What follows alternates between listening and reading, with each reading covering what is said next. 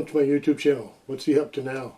Smash that subscribe button, and if you like this video, give it a like, share it with someone else that might like it. It really helps me and my channel out. I really appreciate it.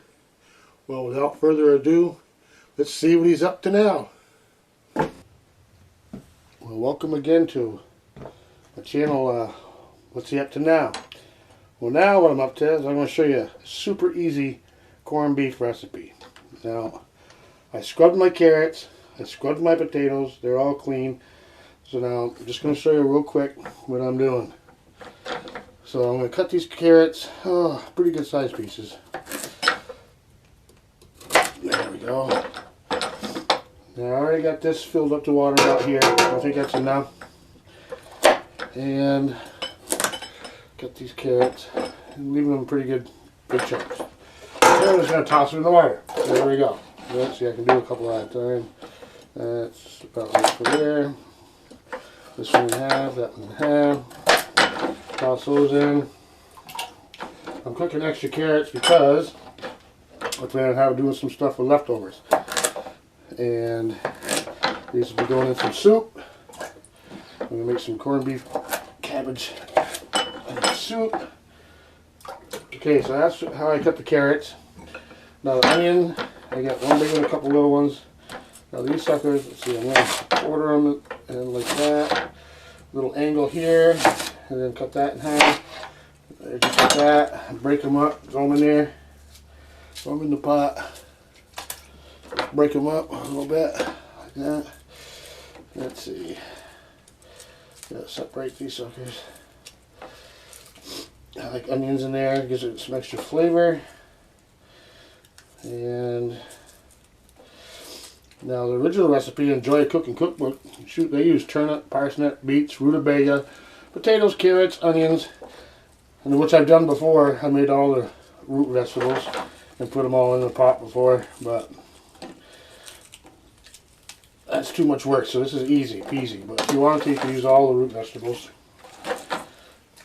And I like to Enjoy a Cooking Cookbook. It's pretty interesting. They got like wild game in there. They usually eat porcupine.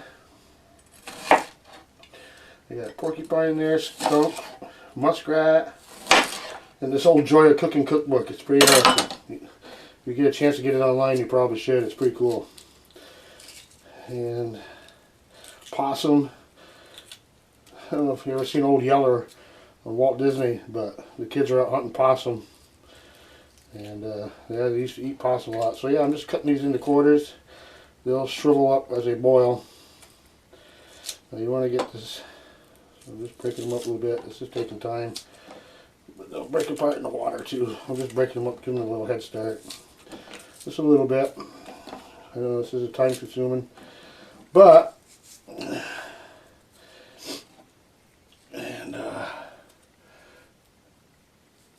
let's see, there we go. And that's good enough. We'll break up some more in the pot. Just throw that in there. Ta-da! Now I like to add, it comes with a seasoning package in here, which I'll show you. But I got about a palmful of peppercorn. I got real peppercorn. I get a grinder. You see my recipes, you know I love pepper, so in the pot with that. Okay, so we got peppercorn. And since I'm going to make some soup, well, I'm just going to throw, it ain't going to hurt, I'm just going to throw one chicken bouillon cube in there. Boop. Alright, now I'll show you. I got right here, you can see 3.77 pound corned beef point. Okay. And so you want to cook it for 50 minutes per pound, which comes out to about, in my case, 3 hours and 14 minutes. But I'm just going to round it up to 3.5 hours. Now you want to rinse this off if you don't want it too salty. But since I'm doing soup, and I already did one with rinsed off, and it wasn't salty enough, I'm just going to dump the whole freaking bag right in here. So that makes it even easier. You don't have to rinse it or nothing. Unless you have a salt intake problem, then you should probably rinse it. So I'm going to dump everything that's in this bag right in here. everything except for my packy. Where are you, packy? I didn't dump the packy in there, did I? Oh shit. Where'd it go? Usually they come with a packy. Oh, oops, I got it. Okay, I was panicking, panic mode. There we go. I'm dumping everything right in there. Get rid of this. Done with that. Here's your packet of seasoning. And it looks like little peppercorns. I don't know what's in it, but God, it does give it some extra flavor. I'm going to toss that right in there with it. Boop. There we go. That's in there. So now, get rid of this junk. Now we got the potatoes. There you go. I would recommend white or red potatoes. I'm going to just leave them whole to make it real easy. Just dump them right in there. There we go. Sake blue. Now look at that. That's with all that stuff in there. It's filled right up to the top. Alright. So now, we're going to bring this over to the stove. I'm going to leave the cover on. I'm going to get that boiling. And once that's boiling, then I'm going to bring it down to a gentle simmer. Some bubbles coming up, but not roiling and boiling. Just a gentle simmer with some little bubbles coming up. And once it starts boiling, I'm going to start my timer for 3.5 hours. And the last 20 minutes, I'll put my cabbage in there, and I'll show you how I do that when we do that. Alright, well, I did a little clip there, but I didn't have my memory card in the camera. I don't know why. But anyway, so I cut the cabbage into wedges shaped like this. As you can see that shape, that wedge right there. There's a wedge. I showed you how to core it, but like I said, I didn't record it. So I'm just setting that in there on top of it. It's just going to sit for another 15 minutes with the cabbage on top, and it'll be pretty cooked in a little bit.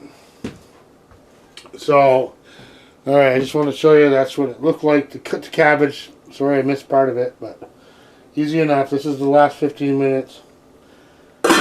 So, we'll be back when it's done, and I'll show you what it looks like when everything's cooked. Okay, everything should be done now. I did it according to weight. Here's a wedge of the cabbage. This is definitely cooked. I'm going to let it drip a little bit.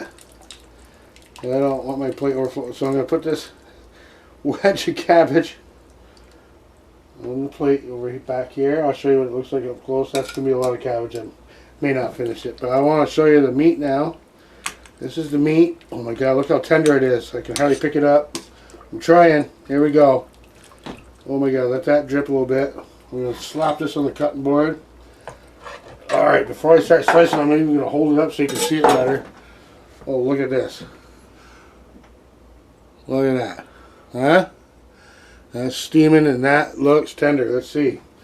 I'm going to try cutting a couple slices off this sucker. Of course, I'm doing it on the... Ouch. Use a fork here to hold it. And cut some slices off. And oh, look how easy this cuts. Oh my God, it's almost too easy. Going to go cross grain as always. There's a couple slices. Let me hold this up to you so you can see the slices. Okay, there we go. A couple slices off that. Ooh boy.